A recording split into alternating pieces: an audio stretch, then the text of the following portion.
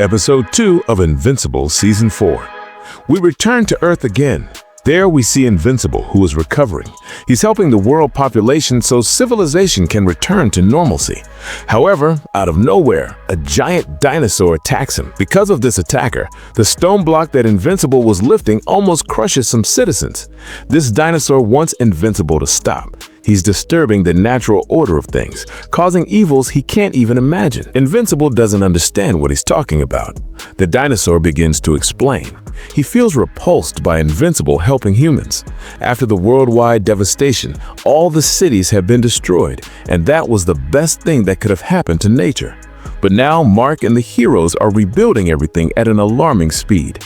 They're interfering with the natural course of things, and according to the dinosaur, this ends here. Meanwhile, at Eve's house, she and her mother are preparing lunch.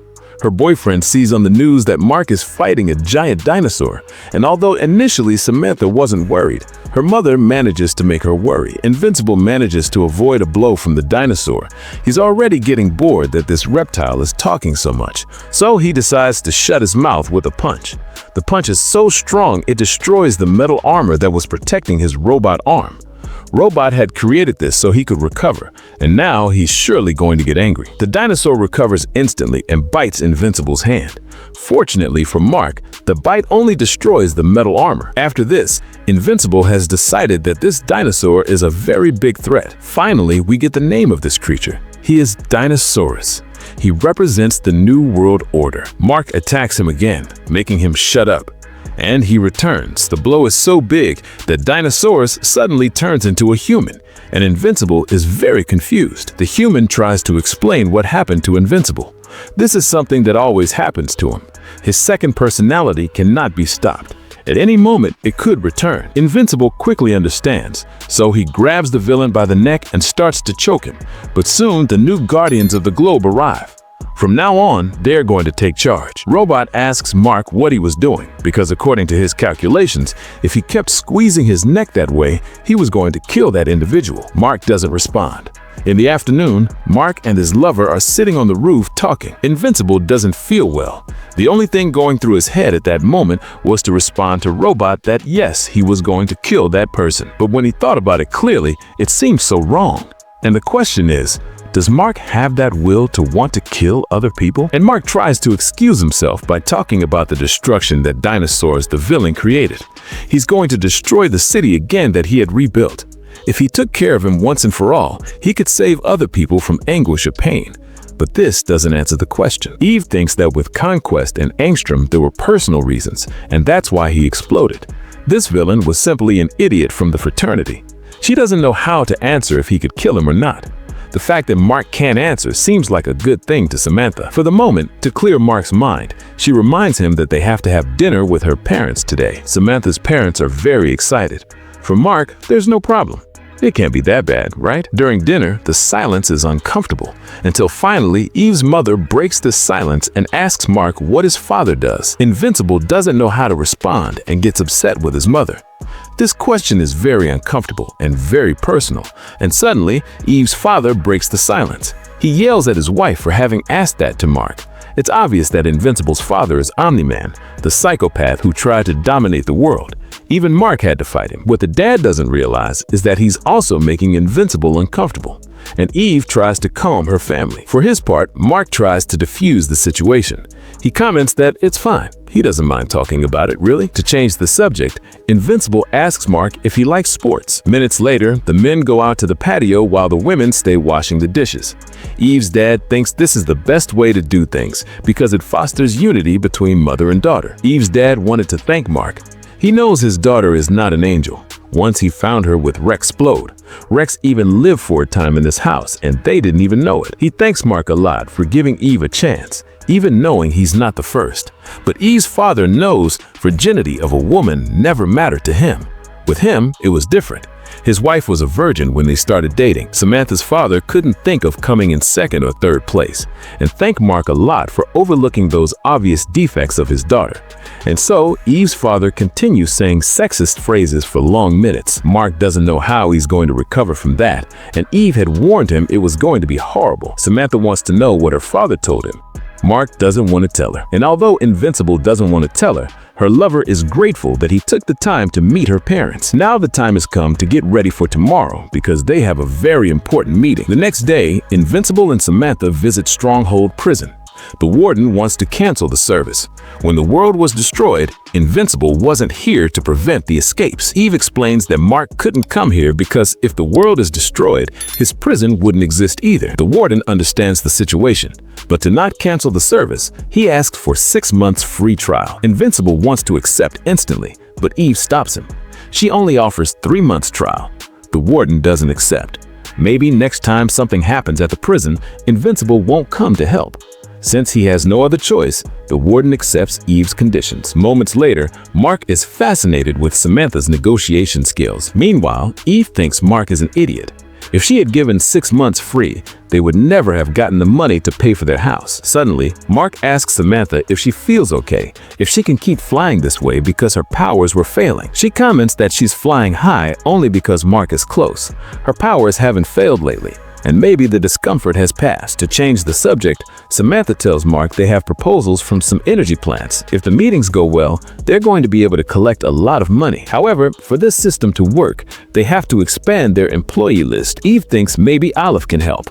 And speaking of Olive, with a completely new suit, Olive arrives to tell Mark that his mom is going to stay tonight with Paul so they can have the house alone to have sex. Eve feels uncomfortable with this conversation.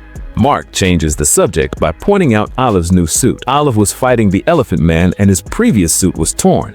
When he went to visit Art, he had a new suit for him. This is the birth of young Omni-Man, Kid Omni-Man. Omni-Man is left in the past, and now that he's told him what he wanted to say, Olive returns to patrol and tells Mark to have fun with the house alone. Eve tells Mark again that she doesn't think it's right for his brother to talk this way. Invincible agrees, but he's not wrong about the house. They have it to themselves alone. At a very remote government base, the Viltrumitine veteran Conquest wakes up. He realizes that Invincible has left him alive, and he thinks he's been an idiot. Using all the strength he has, he destroys the base and flies into space. The Elder is completely recovered. For a moment, he observes the planet well, but he decides to take the most intelligent option and leaves in search of his Viltrumitine companions. And at the same time, Cecil is informed of what just happened, and the only thing he can say is, "Oh." But the problems don't end for the world. In the underground, the Sequids are already complete. The Hive generals have already been created, and the invasion of Earth begins now. Back at the Grayson house, something strange happens with Eve. She's been in the bathroom for a long time. Mark thinks maybe she has a stomachache, but when he goes to knock on the door, she yells at him to leave. Invincible apologizes for bothering her and then leaves. But what he doesn't know is that inside the bathroom, Samantha has a pregnancy test in her hand, and it's positive. Traveling through space is Universa, the warrior princess. She comes from a distant world and has come to Earth after traveling for miles. She's an extremely deadly and ruthless character, and she won't stop until she gets what she came looking for. Unfortunately, the population of this planet is in grave danger, but not specifically because of Universa. The Sequid invasion has begun, and this is a bigger problem. Currently, the hive mind plans to absorb the entire human population. Humans are accustomed to enemy attacks, however, they've never faced two threats at the same time. Universa descends from the skies and falls very close to a nuclear plant. It seems this is where she's heading. At the Grayson house, Mark keeps wondering why Eve has been distant since the night before. She responds that she's tired and worried about her powers. Suddenly, Eve's phone starts ringing. It's a client. She answers hastily. It seems there's an attack at a nearby power plant. The plant representatives affirm that if Invincible can stop this, they're going to sign a 5-year contract with him. And before she finishes saying this, Invincible has already put on his suit and tells her to come with him. But Eve isn't very sure about doing this, especially because her powers are failing. But because Mark is going to be present, she thinks everything will be fine. The couple flies out the window, and at that same instant, Debbie was arriving to tell Mark about the plant attack. At the same time, Universa is attacking all nearby humans. It seems she has come because her planet suffers from hunger. She needs all of Earth's energy. One of the scientists tries to explain that they don't store energy directly here. They generate it and send it for use. They don't have a practical method for Universa to take what she wants, but this scientist doesn't know the abilities of Universa's staff. At that moment, Invincible and Eve arrive. While Mark deals with Universa, Eve proposes to clear the area. The invaders start shooting laser beams that Invincible dodges easily. Mark approaches her and grabs her staff, but Universa repels him and throws him against one of the walls. Mark asks her to surrender, and all he needs is for them to stop hurting people. Invincible asks Universa if it even crossed her mind to ask to borrow some energy.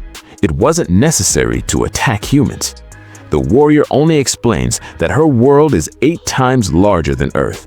The amount of energy she needs would leave this planet completely dry. Knowing this, and that there are no more ways to reason with Universa, Invincible is ready to fight. Meanwhile, the Sequid invasion continues, but soon the Guardians of the Globe arrive. Robot has developed 3 bracelets that possess the same technology they used to face the Sequids before. Added to this, a force field has been raised that encapsulates the hive. Now all the Guardians have to do is work as a team and work fast and save all the people they can. Grid is directing the team. However, the hive explains that it's impossible to stop her. There are too many humans they can hurt. They're unstoppable. The only thing they're doing is delaying the inevitable. At the same time, Bulletproof is teleporting the saved people outside, and Monster Girl faces the Sequids head-on. Her skin is so thick they can't pierce it. The hive continues getting angry. It keeps threatening the heroes. Back with Mark, the fight against Universa isn't going very well. The beams from this staff are very powerful. Unfortunately for her, Mark isn't willing to give up, so he gets up again and resumes combat, connecting a good punch against the invader. And despite this punch putting her on her knees, Invincible doesn't feel very comfortable. He doesn't like hitting women. This was one of the things he wanted to ask his father, but didn't have time to do. How do you deal with female villains without hurting them too much? Because Mark keeps talking and talking, Universa silences him with another beam. Mark has received so many impacts from this beam that he's starting to feel comfortable with it. Invincible asks what the hell that staff is, and Universa begins to explain that this is the staff of leadership. It has passed from ruler to ruler for thousands of years. It emits a very potent energy pulse. With a single beam from this, it can devastate entire cities. Universa continues attacking, and Eve can barely withstand the constant impact. But to save him, Eve appears, hitting Universa from behind. She won't allow them to mistreat Mark. However, her luck runs out because at the worst moment, her powers begin to fail. Eve asks Mark for help and explains that her powers are failing. Although Mark is a little stunned hearing Eve's voice, he gets up immediately and uses his body as a shield to protect his beloved. The blow has been hard. Invincible lies on the ground. Slowly, Universa approaches them. The invader doesn't want to end Eve's life, but there's too much at stake, and she's getting in the way. Suddenly, Invincible gets up and rips the staff from Universa. Upon touching it, an energy discharge goes through Mark's body, taking him out of combat. The invader explains that only the leaders of her race can carry the staff. Anyone else who touches it will be annihilated. Then something catches Universa's attention. It's Eve, who takes her by surprise again with a big punch to the face. Universa is out of action. Samantha didn't think the punches would work. Mark thinks maybe Universa's powers were in the staff. After this combat, he's ended up a little dizzy. It's at this instant that a portal opens and Cecil goes through it. Cecil explains to Mark that the Sequids are attacking. The Guardians of the Globe are at the location. Invincible thinks that if they've been deployed, then there shouldn't be much of a problem. Mark wants to know how bad things are, and the answer to this is very bad. The hive mind has overwhelmed the Guardians of the Globe, and according to her, this has been a piece of cake. Comment your favorite part from this episode below. I want to know what shocked you the most. And if you want episode 3 as soon as possible, comment episode 3 right now. Don't forget to like this video and subscribe because we're covering every single issue before season 4 drops on March 18th. Thanks for watching, and I'll see you in the next one.